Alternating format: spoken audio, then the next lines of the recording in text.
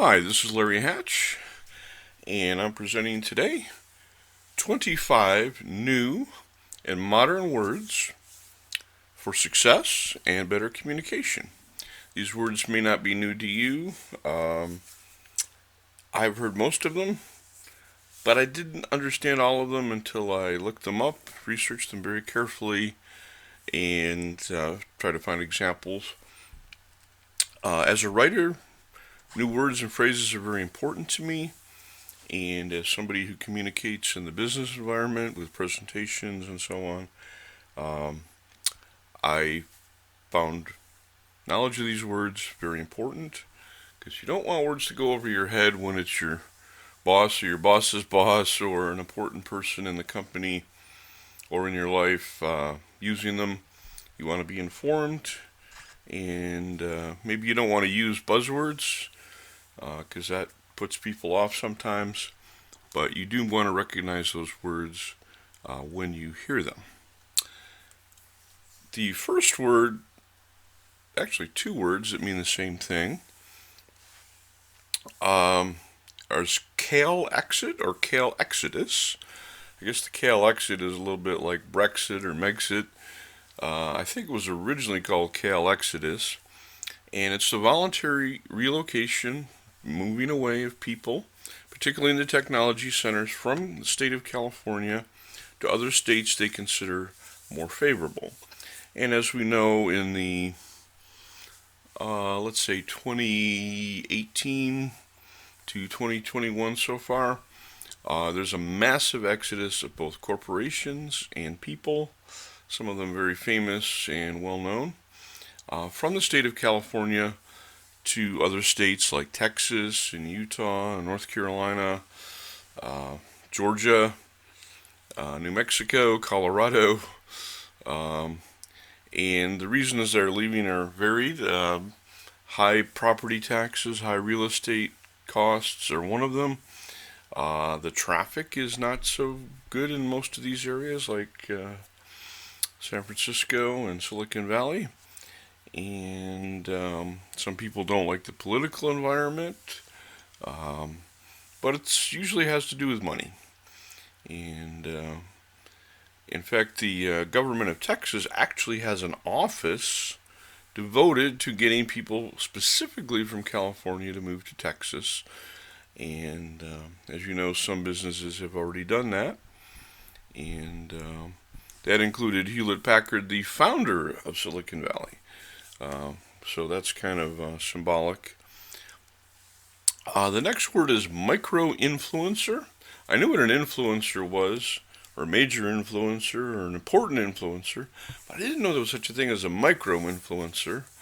I'm not even sure I'm even at the micro level, but anyway, it's a less famous person who affects and controls the public opinion on a subject or trend, generally somebody who's less well paid, maybe not even paid at all, and less in demand than a major influencer. I think we all know who the major influencers are on YouTube in particular.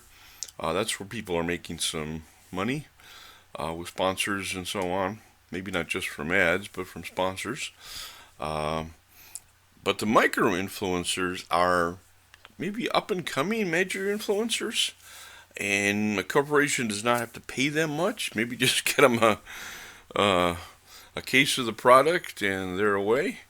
They're people looking for an income at this point, especially with COVID, and probably doesn't take a lot. So if you put together a nice package of micro influencers, that might be something worth thinking about. And again, ignore nobody. I had a businessman tell me years ago, always pay attention to the gatekeepers, no matter how small. Because the small gatekeepers will turn into the big gatekeepers, and you want to be friends with them as quickly as you can. The next word is staycation. It's a type of vacation or holiday that you spend at home or near home. Let's say in your own city. But with a changed or enriched local environment to be more of interest than normal. For example, if you're having a staycation at home, I know sometimes people will turn their backyard into a garden paradise, or bring in some sand and a inflatable pool and make a beach out of it. Some people, and I've done this myself, will go to a local hotel and kind of, maybe a spa and get pampered with a significant other, and usually wife, maybe kids too, who knows. And y'all enjoy the resort even in your hometown. You don't have a lot of travel expenses or time, and maybe you're just enjoying your own city. Maybe you're going to a museum or some things in your area that you've not seen before, and you treat it like you're in another town when you're really not.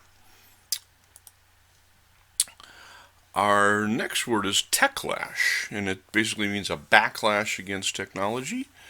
It's a refusal of and diminishment of what is considered excessive technology, particularly in confusing technology, expensive technology, intrusive technology. When I researched this, I found out that Techlash might just be refusing to buy the new iPhone, happy with the 10-year-old phone you have. But some people use the term Techlash to mean an anger or hatred of technology companies in general. So it can just be, I want to be retro, I want to do old stuff, and I'm not buying the new phone and the new thing every time. Or it can be just a general distrust or hatred of technology companies in general. In a sense, it's slightly anti-capitalist, but it's also anti-materialism in a sense. The next word is a bialy, and I confess I've had them, but they weren't called that. And until I went to a Wegmans store, I didn't know they were called that. It's a type of bagel, generally cooked or fried the same way, with a depression in the center instead of a hole, and you need a depression so the stuff doesn't fall out. Although I do know people use regular bagels and turn them into bialys. And basically you put meats, cheese, vegetables in the center of it and around the top of it. You can heat them up and melt them. Typical bialy might be where you kind of plug up the center with some cheese, put on some onions, maybe some bacon, some tomatoes. You can make a pizza out of it. It can be all cheese. It can be all vegetables. And it's kind of a bagel that's topped from the outside and in the center. And it's kind of a nice thing. There are a lot of calories, though. They're generally savory in my experience, but I'm sure you could make a sweet one if you wanted to. Offboarding is something I learned from a human resources group, and it's one of their processes, and they usually have a checklist for this. Companies are pretty organized these days. To ease the transition of an employee who has left or is about to leave the company on whatever terms, and it can be voluntary or involuntarily. It's the opposite of onboarding. Onboarding is bringing a person in, getting them set up with all their equipment, office, passwords, benefits, all that kind of thing. Well, offboarding is just the opposite. Let's say in a good situation where you're retiring, offboarding would be involved, like returning your tools, your car, company car, equipment, your computer stuff, doing an exit interview to help them with employees in the future, getting your retirement benefits set up, maybe your future health care, COBRA, that kind of thing. Now, obviously, if somebody abruptly gets fired or quits, that process may be only on the company side and not on the employee side. And hopefully it's a peaceful and voluntary process. The next word is woke. I think we've all heard that. Sorry, that alarm was not intentional. Woke has been used in different ways, but recently it's more of a person of any group who's aware, acutely aware, and highly informed on current matters of racism, social justice, and discrimination, not accepting the status quo. So it's somebody who's waked up, and is aware, highly informed, not falling for any crap, if you will, and they're aware of all the subtle forms of injustice and racism and discrimination.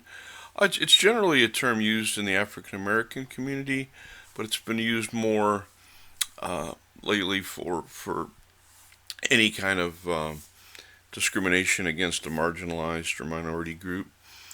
The next word is makerspace. I think we all have seen those, but they don't always call them that.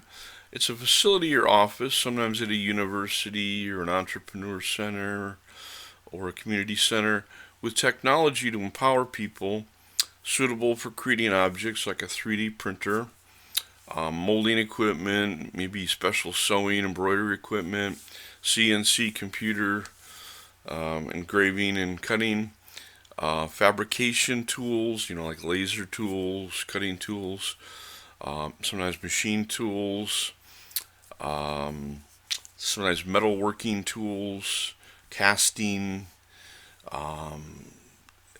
and it's kind of like a really high-tech craft center almost.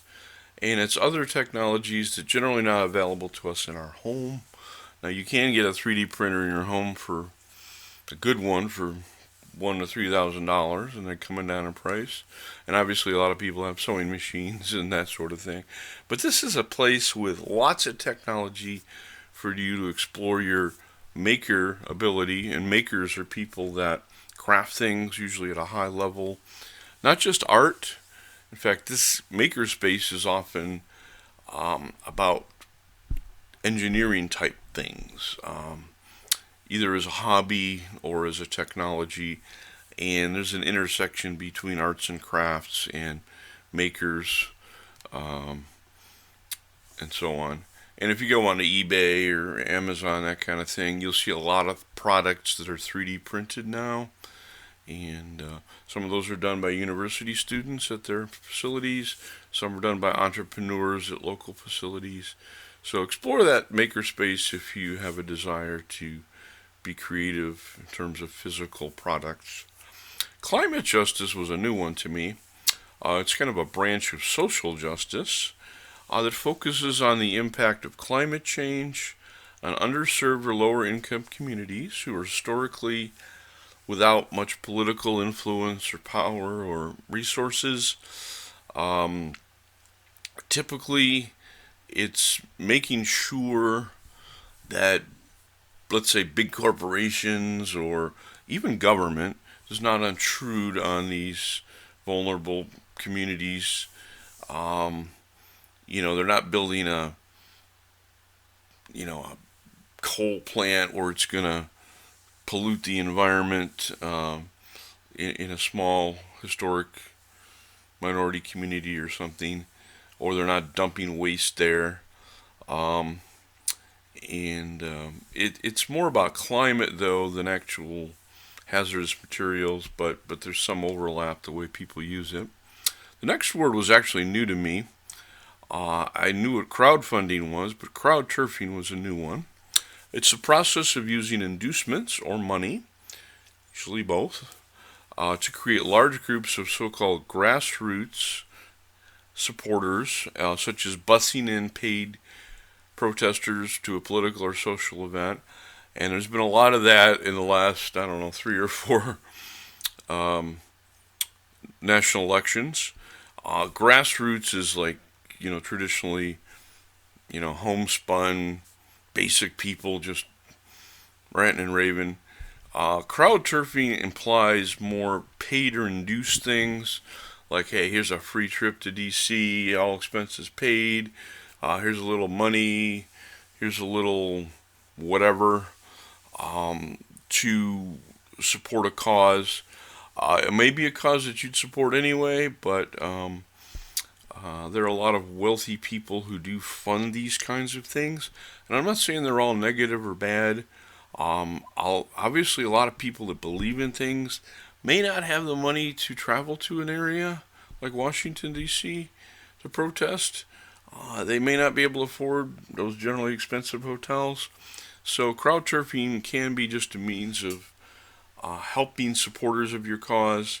But again, it's often there's often a shadier side to where people are paid to appear to be ordinary citizens. The next term is listicle, and that's an article that's made up of listed items in some order or hierarchy, such as a top 10 or top 25. I think we've all got into those. On the internet, those tend to be slideshows, and they're really annoying. They'll be like, did you know how these celebrities are living? Or they'll be like as we're going to describe it later, clickbait. And they'll say, did you know this famous person and their partner? It might even be a wife or husband, but they'll use the word partner because they want you to think something else. How they're living on the street, or what their car is, or how their strange lifestyle is. And you have to, of course, click about 35 slides in to get to the person or thing you want to. But a listicle, that's an interesting thing. Plant-based is an adjective, and it's said of a product, usually food, that's based only on vegetal material, that is plants, instead of being made from animals or mineral products. Obviously, the best known example is plant-based meats, where they're using soy and other products to make meat substitutes. And that's a popular thing now, especially with beef, plant-based beef, Impossible Burgers and that kind of thing. And plant-based is also a term used for a diet, where people are exclusively on plants and not with animal products. And I say mineral products because some things are made that are from non-living material. And anyway, clickbait. Clickbait, that's bait. It's a short teaser text, often an image or both image and text, designed to induce us to click on a website, a video, maybe an advertisement, other social media item. And it's often carefully rigged to be curious and strange and very tempting and often misleading. And it'll be like, did you know that you can save $1,000 a year by doing this one simple thing? Or here's how to remove earwax with a trick. Or here's how to fix toenail fungus for free. Or here's how to get more Social Security. Or here's how Kim Kardashian is living and not what you think. And, whatever. It's just, I'll admit I go for some of them if it's something of interest. But, geez. Yeah. Hyperlocal, that's an interesting one, an adjective. It's pertaining to a small community area, often a very specific neighborhood on a small scale, often within a few blocks of an area. It's different than local. Like you say, I buy locally produced produce. Well, that might be a farm 20 miles away or 50 miles away. Hyperlocal basically means your neighborhood or something within maybe a mile or two. So if you shop hyperlocally, that would mean a local store. Maybe your neighborhood store. Maybe you have a community garden or a small farm and you buy your vegetables hyperlocally. That would be an example. Hyperlocal, again, is supporting a tiny, very close by part of your community. And again, a few blocks or miles at the most. And it's your local community. Again, your specific neighborhood more than the general town or city. Footprint, that was a new one to me. It's like the word footprint, but except for food.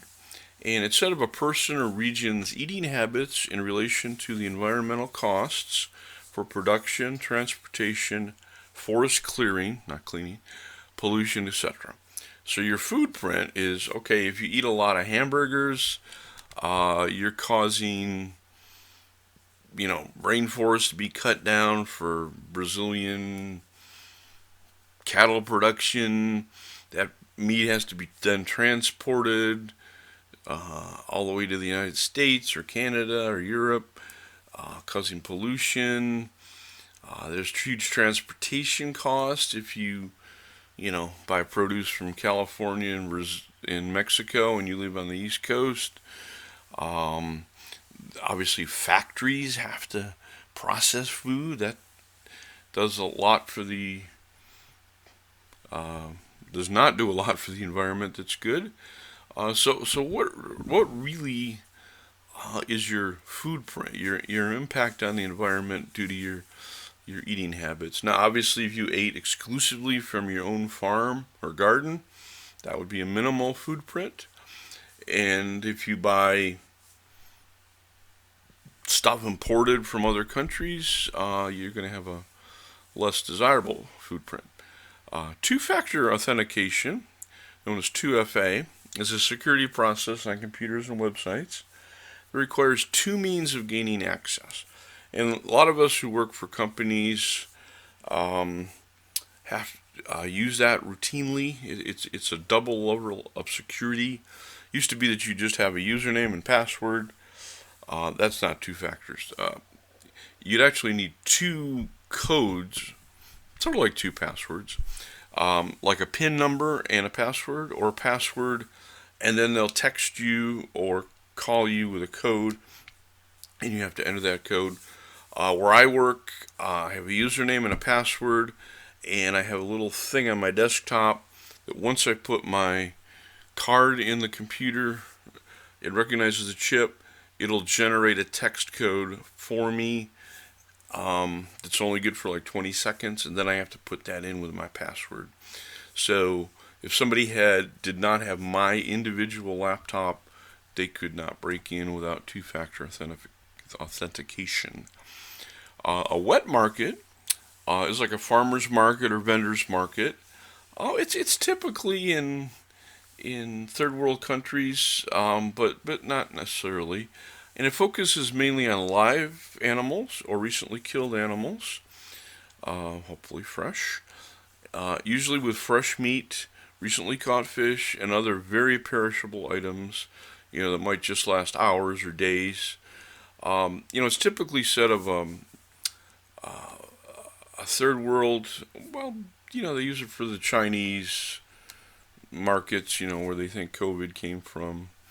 But in the United States, we don't not generally, have markets where there's animals that they'll slaughter for you on the spot. In fact, there's laws against that in many cases. It's generally, in most states that I know, not illegal to have tanks of fish, and they'll slaughter the fish or lobsters right there for you. But it's an interesting thing, and it's very. Wet markets are often somewhat shady. The animals might be endangered. They might be old.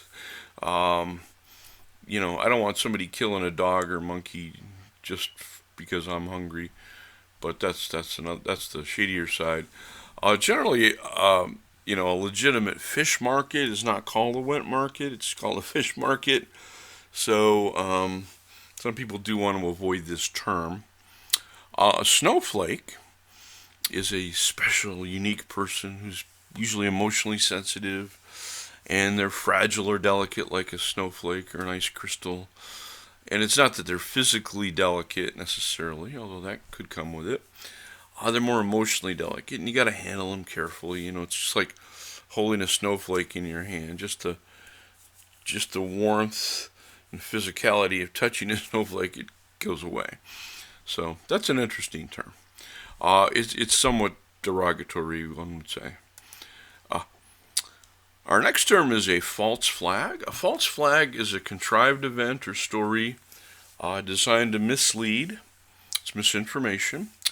And it usually is designed to create anger or strong reactions. Um, and it can be used to summon people to war, to protest, to create new legislation in Congress, whatever. And it usually blames a person or party, that should be party, who's not responsible.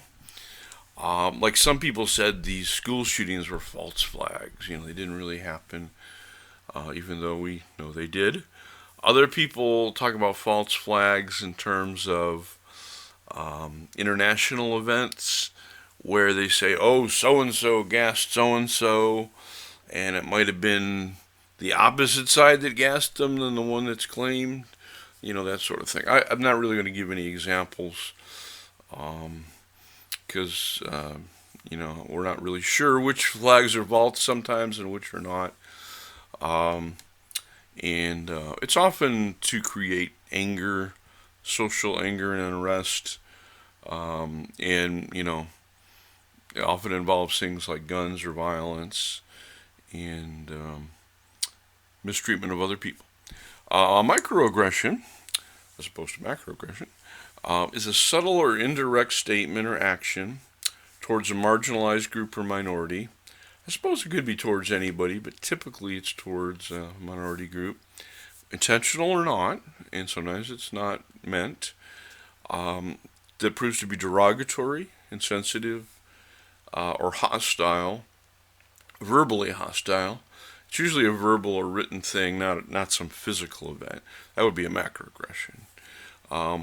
So it might be the use of terminology that somebody might not understand.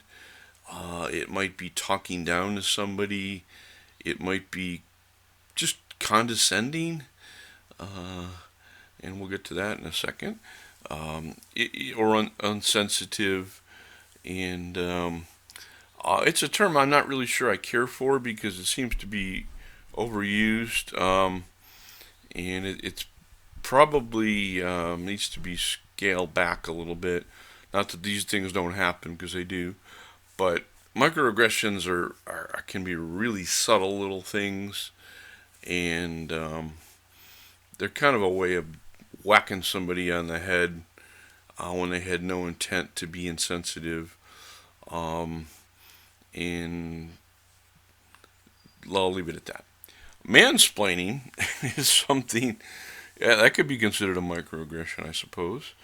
Although women are not minorities. It's an explanation of something or event or fact by a male, a human male, towards women that proves to be condescending, patronizing, oversimplified, and in effect unnecessary. And men have been doing this for years, kind of talking down to women, especially when it comes to, lawn care, auto care, technology, what have you. Women today are very savvy on a lot of things. In fact, I know some women I'd rather have them work on my car than the men I know. And people are more equal and informed these days than they used to be. But mansplaining is kind of somewhere where a guy does not want to go. The next one, I knew about it, but I didn't know it had a term. It's called kitten fishing. And it's the use of outdated information or images, typically images, to make a person look more appealing for a job, often in the dating environment or an interview. And it's typically a younger or more flattering image. It's like using your college picture when you're 40 years old on a dating website. Or I know job interviews, job resumes don't normally have photographs anymore. They don't like that because of possible sources of discrimination, either for or against the person. But anyway, kitten fishing is kind of making yourself look like a kitten when you're really an old scraggly tomcat or Thomasina cat. And it's just an interesting term and concept. Maskne is an interesting one. We have a lot of COVID-related PPE. Oh, should I get to that? Related terms, and that's basically having to wear a mask all day or much of the day. Creates a lot of humidity and heat around your face, and for younger people, they can get acne or pimples caused by wearing a mask. I don't know why I spelled acne wrong, but anyway, that's a real thing for some people. You need your skin to breathe and not be hot or greasy to avoid acne. The next term is cisgendered, and when I first heard it, I kind of got angry because I thought it was an unnecessary term imposed upon the majority of us, but it's legit, I guess. Every new term has to have an opposite, so this is the opposite of transgendered. It's a person that accepts their gender or sex, we used to call it sex, from their birth state, how you were born. If you're born female stuff or male stuff, you accept that to the current time. That means you're cisgendered, as opposed to transgendered, meaning different than your birth state. So that's a term that's out there. Again, it's sort of the typical condition. I can't say normal condition, but majority of people are cisgendered. It is a legitimate term, again, because what's the opposite of transgendered? We need a word for that. The next term is non-binary, and I kind of confuse that with non-dualism, which is a philosophy. Non-binary and non-dualism have nothing to do with each other. They sound like, yes, no, yin, yang, whatever. No, it's a different thing. A person who's non-binary, they don't relate to being either male or female in terms of gender identity or roles. They thus are not self-terming as a male or a female. In a sense, they're non-gendered. And somebody asked me, is that the same as androgynous? Not, well, it can be. There's some overlap. But a non-binary person may look male or female. They just don't identify or act particularly like stereotypes of one or the other. And they may not necessarily look, quote, androgynous. It's a slightly different thing, although some non-binary people may look androgynous. Some do not. So we can't say there's a complete overlap. That's 25 terms, and I got one bonus one here. Very popular these days. It's called cancel culture, and it's the systematic effort to erase, censor, or remove from consideration, history, visibility, that's important, and a respectful position, a person, object, or cause. And I think we know the major examples today would be removal of, let's say, a Confederate statue, or a statue of a person that owned slaves. In some countries, cancel culture might be remove a communist leader or a dictator, Saddam Hussein or Stalin, something like that. Those statues have been removed. It can be the renaming of buildings for more desirable people, such as the United States not naming a school after a slave owner or a president that people in the area don't care for, or revising the historical narrative. And it sort of means canceling the thing out in terms of visibility, perhaps, but it might be they won't show up in school books anymore. So cancel culture has some positive aspects that we don't look to bad people as role models. Obviously Stalin and slave owners and Saddam Hussein and Idi Amin were not people worth praising and respecting. But then again, do we cancel everything with George Washington and Thomas Jefferson on it? That's open for debate. So cancel culture has some extreme elements, and it has some perhaps more moderate elements. A lot of communities have set up committees multicultural committees to make decisions on these things. I happen to live in a city named for a slave owner, and it's a capital city. And are we going to rename the capital city for somebody else? I know people have talked about that's Raleigh, North Carolina, after Sir Walter Raleigh. Are they going to rename Columbus, Ohio? Renaming Raleigh and Columbus would be spectacularly expensive and time consuming, but should we do it? Hey, people are going to decide this. Anyway, if you like this series, please comment and ask for more. I literally have 2 more of these in the works, but I'd really appreciate a like or subscription. Thanks very much.